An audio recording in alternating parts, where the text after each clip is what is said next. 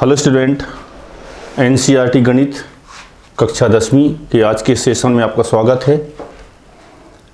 आज के सेशन में हम पढ़ेंगे चैप्टर नंबर 4 जिसमें द्विघात समीकरण दिया गया है और आज हम द्विघात समीकरण से संबंधित कुछ सवाल हल करेंगे।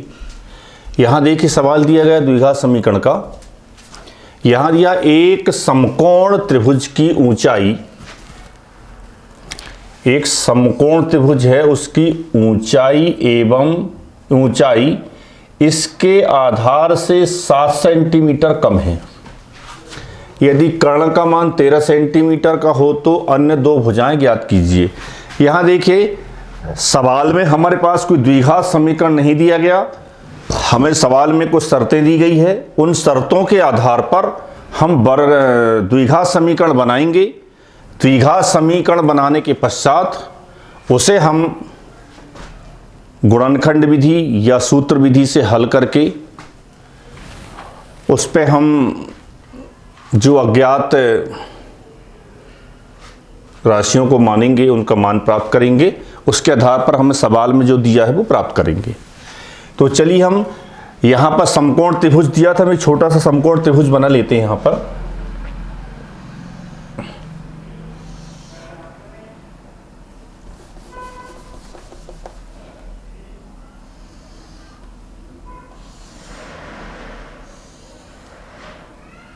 देखिए समकोण त्रिभुज जी, समकोण वाली भुजा है तो ये इसके कर्ण भुजा होगी, आधार और ये लंब भुजा होगी। तो चलिए हम क्या करते हैं, यहाँ सबसे पहले यहाँ पर कर्ण भुजा तो दी गई है, तो कर्ण भुजा हमारे पास क्या है जी 13 सेंटीमीटर दी गई है। अब हमें क्या करना है, इसकी आधार और लंब भुजा को ज्ञात करना है। आधार और लंब भुजा के लिए हमारे पास कुछ शर्तें हैं, उसके अनुसार उसे हम मान लेंगे पहले। तो क्या करते हैं, देखिए हम ऊंचाई इसके आधार से 7 सेंटीमीटर कम है तो हम पहले इसका आधार मानते हैं। मान लो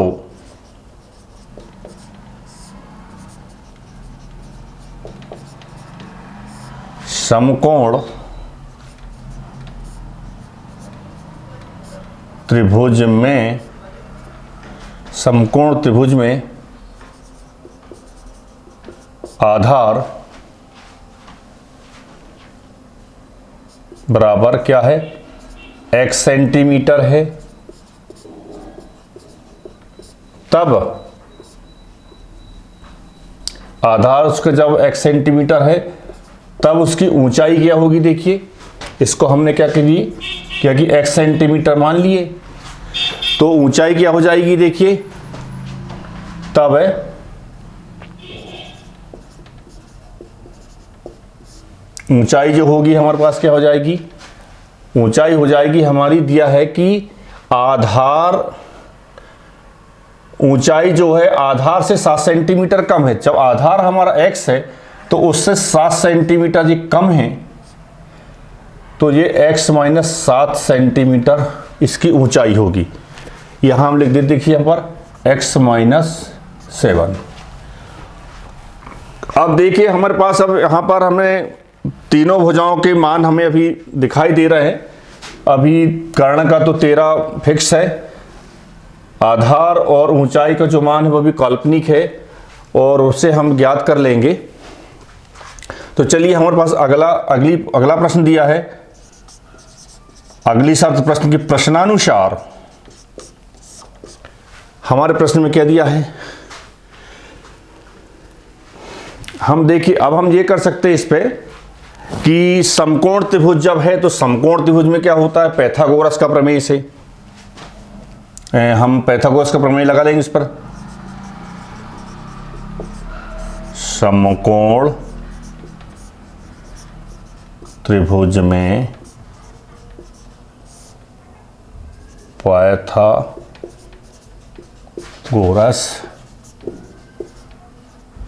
प्रमेय से क्या हो जाएगा, देखिए पाइथागोरस प्रमेय में क्या होता है,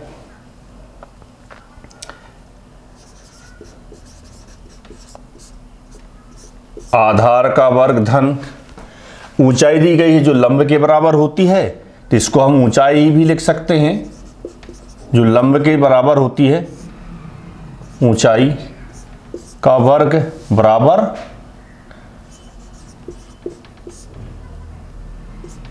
कर्ण भुजा का वर्ग। देखिए हमारे पास कर्ण का मान 13 दिया है, तो यहाँ पर 13 की घात 2 हो जाएगी। और अब हमने आधार भुजा को x माना है, तो आधार की जगह हम इसका मान रखेंगे तो x का वर्ग होगा धन ऊंचाई का मान क्या आ रहा है हमारे पास, x माइनस 7 आ रहा है, इसका वर्ग। अब हम देखिए यहाँ पर x माइनस 7 होल स्क्वायर दिया है, जिसको हम एक सर्वसमीका से इसको कोष्टक को खोल लेते हैं। x की घात 2 धन a minus B whole square के उससे सर्वसमीका से खुलेगा जी, यहाँ लिख देते हैं सर्वसमीका, चूंकि a minus B whole square बराबर a वर्ग धन b वर्ग माइनस 2ab ये होता है। तो यहाँ पर हमारे पास a और b जो है 107 के रूप में है, तो यहाँ पर a हमारा x है और b हमारे पास 7 है। तो यहाँ पर a वर्ग हो रहा मतलब x का वर्ग होगा, धन b वर्ग हो रहा है मतलब 7 का वर्ग होगा, माइनस 2a मतलब x गुणित b मतलब 7 और ये बराबर 13 का वर्ग है। तो 13 का वर्ग हमारा जो होता है वो क्या होता है, 169 होता है। इसका हम 13 गुणित 13 करेंगे तो देखिए x वर्ग धन x वर्ग जुड़ जाएगा तो 2x का वर्ग हो जाएगा, धन 7 सतैया 49 होगा, ऋण 7 दूनी 14, x बराबर 169 हो जाएगा। अब देखिए हम इसको 169 को पक्षांतर कर लेते हैं, 2x की घात 2, 14x को पहले लिख लेते हैं इसके, ऋण 14x धन 49 ऋण 169 बराबर राइट हैंड साइड में 0 बच जाएगा। इसका हमने यहाँ पक्षांतर कर लिए। अब देखिए हम क्या करते हैं, यहाँ पर 49 में से 169 को घटाते हैं तो हमारे पास क्या आएगा, देखिए यहाँ पर 2x की घात 2 ऋण 14x, चिन्ह तो ऋण का आएगा, बड़ी संख्या ऋणात्मक, इसलिए 9 में से 9 घटाएंगे तो 0 आएगा, 6 में से 4 घटाएंगे 2 और 1 का 1, 120 बराबर 0। यहाँ देखिए हम तीनों पदों में हमें 2 का भाग दे दें तो समीकरण जो होगा थोड़ा सा और सरल दिखाई देने लगेगा। तो कर देते हम 2 का भाग दे देते हैं, x का वर्ग होगा ऋण यहाँ पर 7x ऋण 60 बराबर 0। यहाँ लिख देंगे हम दोनों पक्षों में 2 का भाग देने पर, 2 का भाग देने पर ये हमें प्राप्त हो गया। अब देखिए हम क्या करेंगे, इसको गुणनखंड विधि से हल करेंगे और x के मान प्राप्त करेंगे। तो गुणनखंड विधि से हल करने का नियम क्या होता है, यहाँ जो 3 पद दिए हैं उन्हें हम 4 पद बनाएंगे। 4 पद कैसे बनाएंगे, देखिए x की घात 2 ऋण 7 के लिए हम जो कोष्टक जगह बना लिए, गुणा में x है तो x एक लिए ऋण 60 बराबर 0। हम 7 को ऐसे दो, अब देखिए यहाँ पर अचर पद का जो चिन्ह है वो ऋण है तो यहाँ ऋण चिन्ह रख लेते हैं। अब हमें ये क्लियर हो गया कि हमें यहाँ पर कोई संख्या से, कोई ऐसी संख्या लेंगे जिस पर कोई संख्या से घटाएंगे तो 7 आ जाना चाहिए। और जो दोनों जगह ऐसी संख्या आएंगी कि दोनों का जब हम गुणा करेंगे तो उनका गुणनफल किसके बराबर आना चाहिए। देखिए यहाँ पर x की घात 2 का गुणांक 1 है गुणित अचर पद ऋण 60 है, दोनों का गुणनफल हमारा ऋण 60 आया।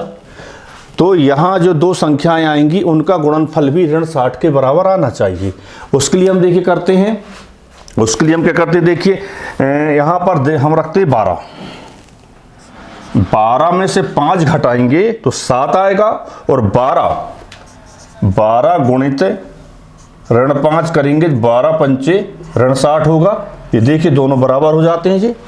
तो अब चलिए यहाँ पर हम इस कोष्टक को खोल लेते हैं, x की घात 2 ऋण 12x धन 5x ऋण 60 बराबर 0। अब देखिए यहाँ पर दो पदों के हम जोड़ा बना लेते हैं और उनमें कुछ कॉमन निकालेंगे। तो पहले वाले जोड़े में क्या कॉमन है, यहाँ पर x कॉमन है, x निकलेगा तो x माइनस यहाँ पर 12 आएगा, धन यहाँ पर 5 निकलेगा तो यहाँ पे x माइनस 12 आएगा। 12 पंचे 60 और 5x बराबर हो जाएगा 0। अब देखिए यहाँ पर हमारे पास अब 2 ही पद बच गए हैं और दोनों पदों में भी x माइनस 12 कॉमन है, उसे हम निकाल लेंगे बाहर। x माइनस 12 और फिर पहले पद में बचता है x धन दूसरे पद में बचता है 5 बराबर 0। अब देखिए लेफ्ट हैंड साइड में 2 गुणनखंड है जो 0 के बराबर है, उनका गुणनफल।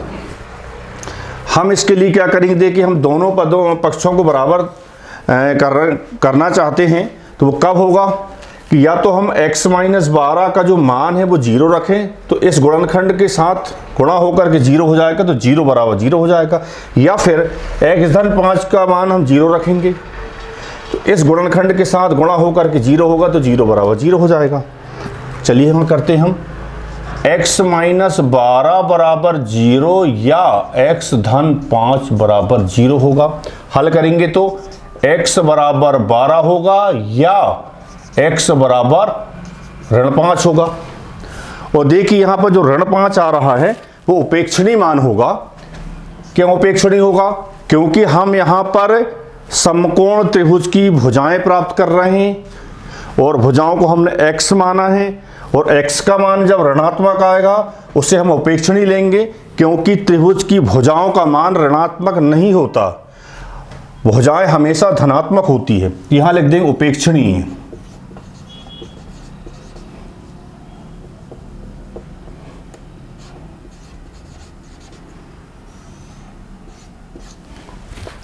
तो हमारा क्या बचेगा, यहां पर x बराबर 12 आएगा।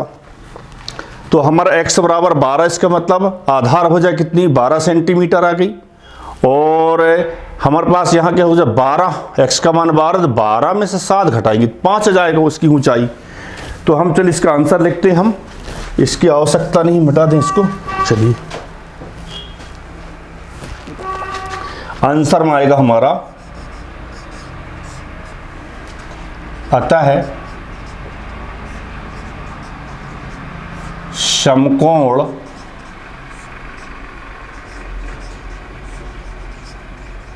त्रिभुज का